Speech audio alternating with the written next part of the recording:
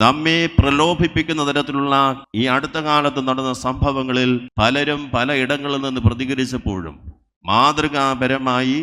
സാഹോദര്യത്തിനും സ്നേഹത്തിനും മതേതരത്വത്തിനും ചേരുന്ന രീതിയിലുള്ള സമീപനങ്ങളാണ് ഈ സമുദായം പുലർത്തിയിട്ടുള്ളത്. അത് നമ്മൾ എന്നും ഉയർത്തിപ്പിടിക്കുകയും ആ വഴിയിലൂടെ മാത്രമേ സഞ്ചരിക്കുകയുമുള്ളൂ.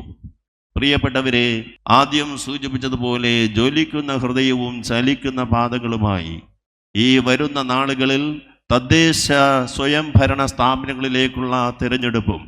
അത് കഴിഞ്ഞുള്ള നിയമസഭാ തിരഞ്ഞെടുപ്പിനെയും മുന്നിൽ കണ്ടുകൊണ്ട് സമുദായത്തിലെ നേതാക്കളെ ഐഡന്റിഫൈ ചെയ്ത് ശക്തിപ്പെടുത്തി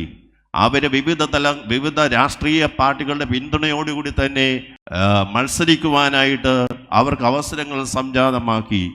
കൂടുതൽ MLA-മാരും മന്ത്രിമാരും നമ്മുടെ സമുദായത്തിൽ നിന്ന് ലഭിക്കുവാനുള്ള ആ സാഹചര്യം അധികം വിദൂരമല്ല